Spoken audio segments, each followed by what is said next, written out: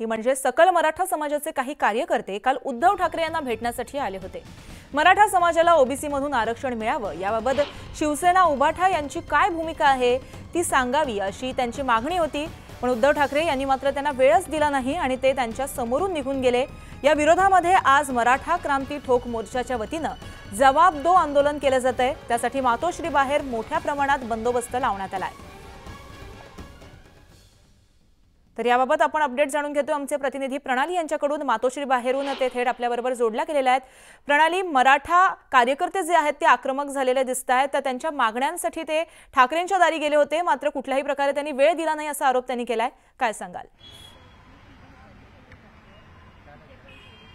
ही कालची घटना आहे जेव्हा सकल मराठा समाजाचे काही जे आंदोलक होते ते आलेले होते। त्यांचं असं म्हणणं होतं की उद्धव बाळासाहेब ठाकरे यांची ओबीसी समाजातून ओबीसी आरक्षणातून मराठा समाजाला आरक्षण दिलं जावं या मागणीवर त्यांचं नेमकं काय म्हणणं आहे। परंतु काल उद्धव ठाकरे त्यांना भेटले नाही आणि त्यांचा ताफा जो आहे या मोर्चेकऱ्यांच्या किंवा या जे शिष्टमंडळ आलं होतं त्यांच्या समोरून निघून गेलं। कुठेतरी ती गोष्ट त्यांच्या फार मनाला लागली। थोड्या वेळ इथलं वातावरण जे ते तंग सुद्धा झालं होतं, म्हणून आज हा मोर्चा काढला जातोय। मी सध्या मातोश्री बाहेरच आहे, जिथे तुम्ही पाहू शकताय की खूप मोठ्या प्रमाणावर पोलीस बंदोबस्त लावण्यात आलेला आहे, बॅरिकेटिंग करण्यात आलेलं आहे आणि थोडंसं बॅरिकेटिंग आणि पोलिसांच्या बंदोबस्तामुळे ट्रॅफिक सुद्धा आपल्याला या परिसरामध्ये दिसते। 11 वाजताची वेळ होती, कुठल्याही क्षणी हे आंदोलक या ठिकाणी पोहोचतील, कारण स्वाभाविक आहे की मातोश्रीवर आंदोलन करणार म्हटल्यानंतर पोलिसांचा हा प्रयत्न आहे की आंदोलक इथपर्यंत पोहोचू नये। परंतु आंदोलकांनी सुद्धा चंग बांधलेला आहे की उद्धव बाळासाहेब ठाकरे यांनी आपली भूमिका स्पष्ट करावी। महाविकास आघाडीतला कुठलाच पक्ष जे आहे ती आपली भूमिका स्पष्ट करत नाही की नेमकं मराठा समाजाला ओबीसी मधून आरक्षण मिळावं याबाबत त्यांचं मत काय आहे। जेव्हा की जी माहिती मिळते सूत्रांची त्यानुसार उद्धव बाळासाहेब ठाकरे यांचं असं म्हणणं आहे की या संदर्भातली भूमिका मी संभाजीनगरच्या सभेमध्येच व्यक्त केलेली आहे, माझं जे मत आहे त्यामुळे, आणि आम्ही थेट मनोज जरांगे पाटील यांच्या संपर्कात असल्यामुळे इतर कोणाला उत्तर देण्याची गरज नाही आणि त्यामुळं काल ते भेटलेले नाहीत। परंतु आज मात्र या आंदोलकांनी मातोश्रीवर येऊन आंदोलन करण्याचा चंग बांधला। परिणामी आपण पाहतोय की या ठिकाणी मोठ्या प्रमाणावर पोलीस बंदोबस्त लावण्यात आलेला आहे, बॅरिकेटिंग सुद्धा करण्यात आलेलं आहे आणि त्यामुळे आत्ताच्या घडीला या ठिकाणी परिस्थिती थोडीशी जी आहे ती गंभीर झालेली आपल्याला बघायला मिळते। जी, अपडेट जाणून घेणार आहोत प्रणाली। तत्पूर्वी धन्यवाद तुम्ही दिलेल्या माहितीसाठी।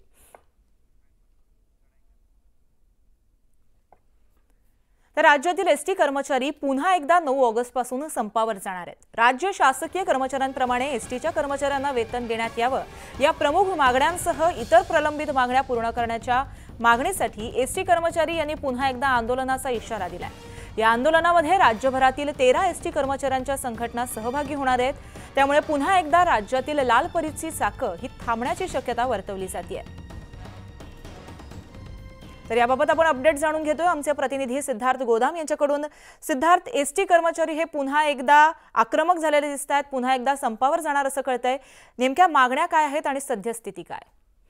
निश्चितपणे एसटी कर्मचाऱ्यांनी आता पुन्हा आंदोलनाचा हत्यार उपसलेला आपल्याला माहिती आहे। मागच्या वेळेस हे आंदोलन खूप लांबलं होतं, मात्र त्यांच्या मागण्या काही पूर्ण झाल्या नाही, त्यामुळे येत्या 9 ऑगस्ट पासून पुन्हा कर्मचारी संघटना जी आहेत त्यांनी आंदोलन पुकारलेलं आहे। 9 तारखेपर्यंत विचार करण्यासाठी सरकारला राज्य परिवहन विभागाला वेळ दिलेली आहे। एकंदरीत 13 संघटना जरी असल्या तर या सगळ्या संघटना एसटी कर्मचाऱ्यांच्या नाहीत, यातील अर्ध्या संघटना आणखी त्यांनी आंदोलनाची कुठलीही भूमिका स्वीकारलेली नाहीये। मात्र 13 संघटनांनी येऊन आंदोलन पुकारलेलं आहे आणि निश्चितपणे मागच्या वेळेस ज्या मागण्या होत्या त्याच मागण्या आहेत की एकंदरीत राज्य कर्मचाऱ्यांना ज्या पद्धतीने वेतन आणि इतर फायदे मिळतात त्याच पद्धतीनं एसटी कर्मचाऱ्यांना सुद्धा तेवढंच वेतन आणि ते सुविधा भेटाव्यात।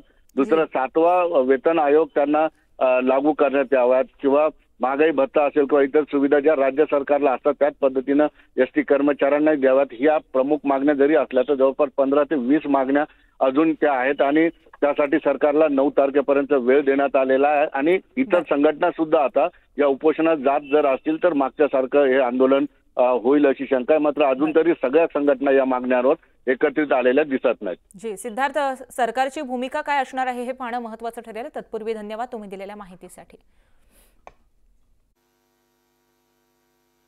काय मागणी आहे तुमची, काय सांगा? आमची एकच रास्त मागणी आहे की आम्हाला राज्य सरकारी कर्मचाऱ्यांप्रमाणे वेतन देण्यात यावं वेतन हे वेळेवर करण्यात यावं, कारण की संपूर्ण एस टी कर्मचारी हा कर्जबाजारी आहे आणि ते वेळेवर पगार होत नसल्या कारणाने सर्व त्यांचे जे कर्ज आहे चेक बाउन्स होत आहे, त्यामुळे ते कर्जाचे हप्ते वेळेवर कटत नसल्याने ते परत व्याजाला व्याज लागते.